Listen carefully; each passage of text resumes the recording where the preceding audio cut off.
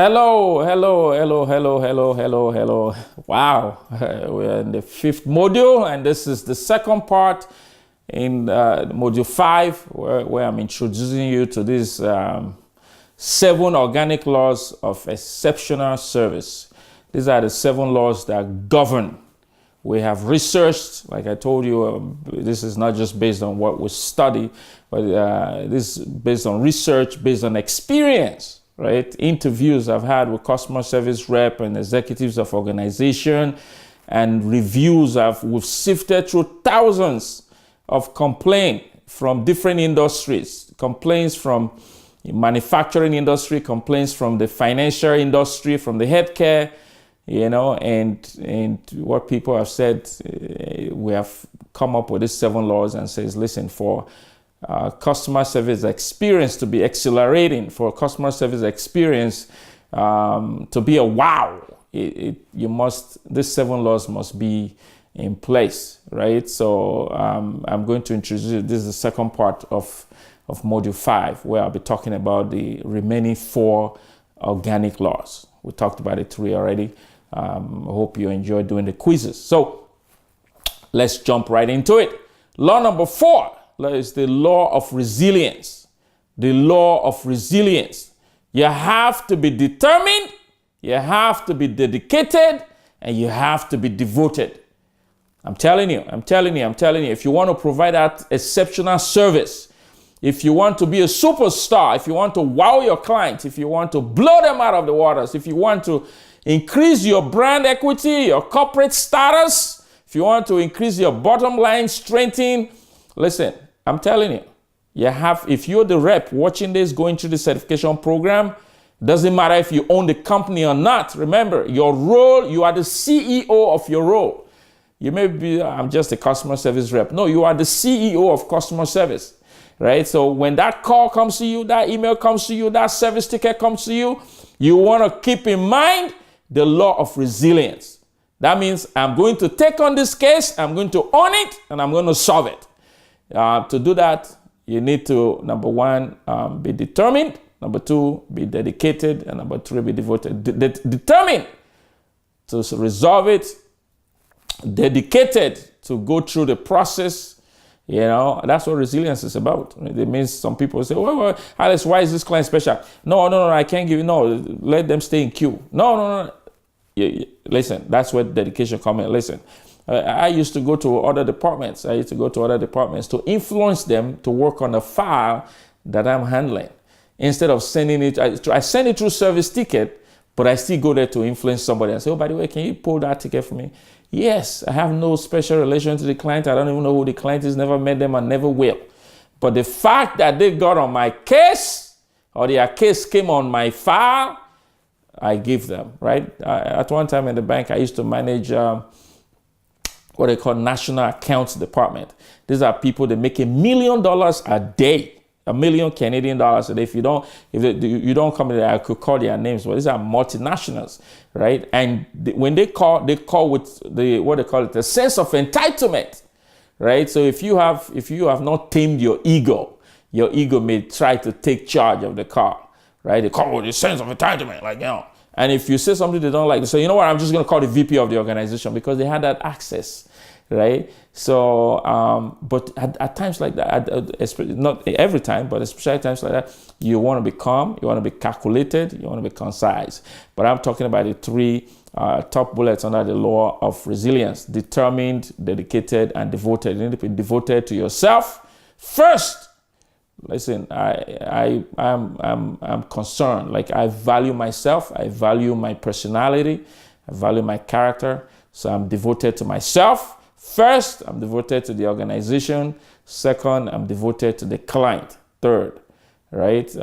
People say the clients, how they call it, the clients are kings. They are not kings. Employees are kings, right? So anyway, you get the point. That's the law of resilience. The 5th law, when you are resilient now, then the 5th law kicks in, which is the law of resolution. You got to resolve the case. You got to see it to the end. Quit passing the buck. That customer service, you don't pass the buck. I've received some amazing customer service, by the way. I remember ordering for a phone. I remember ordering for a phone and I saw it online and I loved it. And they said, oh, if you buy it online, it's cheaper, blah, blah, blah. I bought it online, but they still charged me as if I bought it in the store or whatever. And there were all these discrepancies all over. And I stumbled on this fine lady. She took charge of the car ownership. And she was calling me actually every week or every other day or something, every 2-3 days to just follow up. Have you heard back from the department? How are things going? How's the new phone? Are you liking it? She didn't try to sell me anything, even though they have so many options to sell you, right? So she took charge. Now, for you to apply the fifth law, which is the law of resolution, for you to be thorough in that, the first one is you have to do your due diligence. You have to do we talked about investigation in one of the laws, right? You got to do your due diligence, right? Because to resolve a matter, your solution or your resolution must be resolute. Your resolution must be resolute, must be clear, must be, and then secondly, you have to take preventive action. Of what use is resolving a matter if it's only going to recur tomorrow, right? You have to take preventive action. How do this customer, we messed up with this customer, how can we protect other customers from it? That's where continuous improvement come in, right? We talked about that under the benefits of customer service experience. So, first bullet, due diligence. Second one is preventive action, and the third one is the final analysis. Your resolution of the case must be final. When I say final, it doesn't mean I'm not saying hang somebody on the cross here. I'm saying final in terms of accuracy and in terms of this is it. The customer, some people will call it win-win situation. Sometimes it doesn't have to be win-win situation. It could be lose to the company and win to the client. Maybe once in a while it's lose to the client and win to the company. So, but that's not what it's about. The about is the final analysis. When it's taken to the court of law, it stands. Your resolution must stand. So that's the fifth law. I'm going to move quickly now to the sixth law. The sixth law, which is the law of responsiveness. That's a word you don't hear anymore. You don't hear it a lot in the corporate world or even in the world at all. In fact, some people don't even know what it means. They confuse responsibility with responsiveness. Completely different. Responsiveness means, you're timely in your resolution, you're accurate, and quality is uncompromised. You're timely in your resolution, you're accurate, and your quality is not compromised. That's the law of responsiveness. I refer to a situation whereby years ago as a young man, I used to be in a call center and we were told to take, our quality rate was 85, mine was 95. We were told to take, I think, 80 calls or 13 calls an hour, and I was taking 19 calls. So my responsiveness was amazing. Not only that, when a customer gives me an issue, I follow it to the end, because sometimes issue have to go through 4 or 5 departments. I put an alert. Every morning I come to work, I'm like, have they touched the file? And if they haven't touched it within their SLA, which is their service level agreement, I escalate it. Oh, I took every case personal. You must. To provide service, it must be personal. To provide exceptional service, it must be personal. But when the customer is irate and angry, don't take that personal. So you see, there's a difference there, right?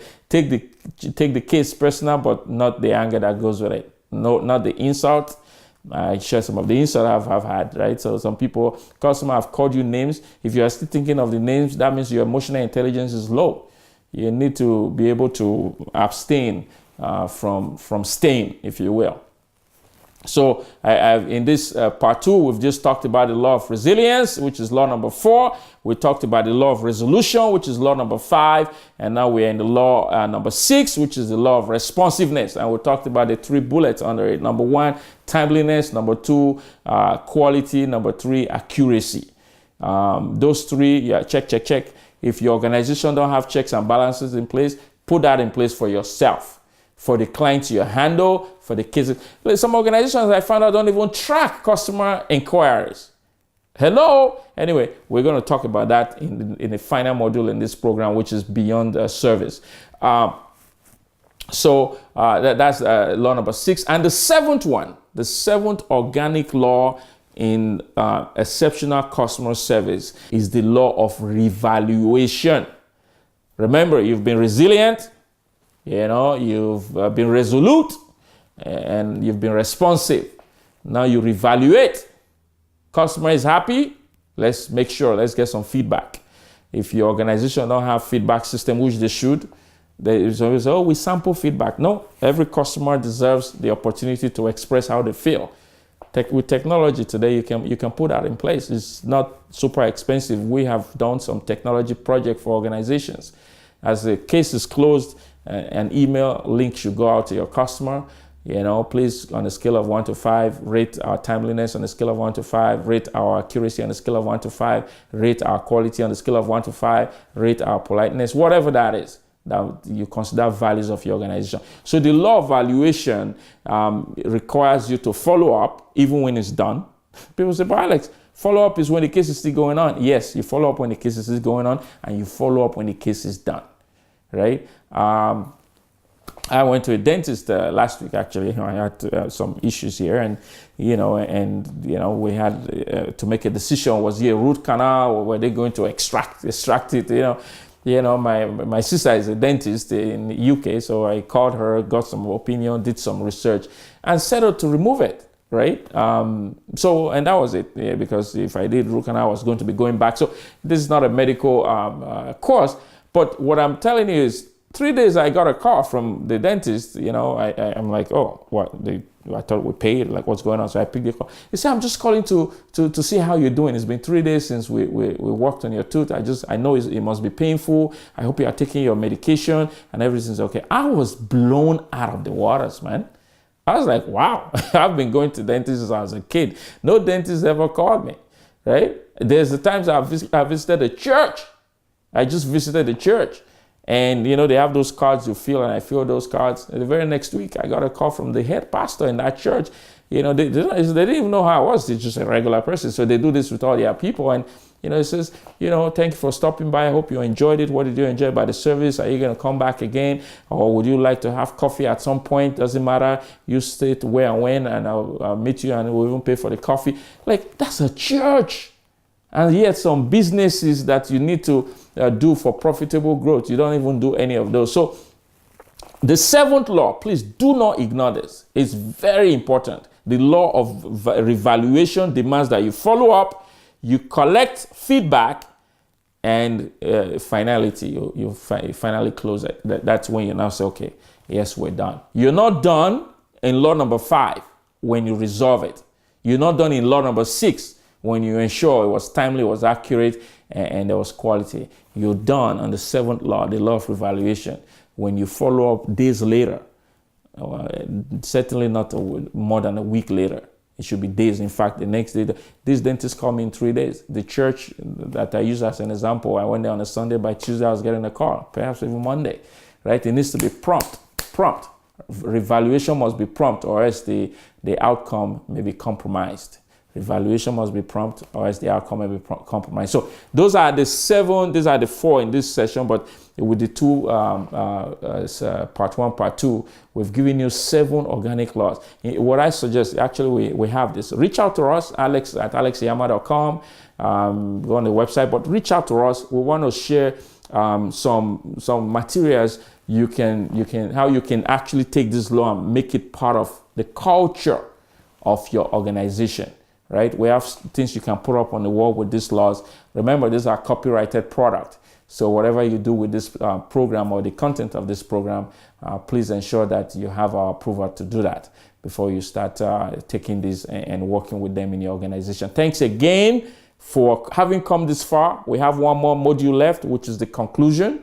And I ask that, anyway, before you get your certificate, we'll ensure you have gone through all the modules. So thanks again for watching this module, and I see you in the final class for the Customer Service Certification Program. It's Alex Ihama. See you.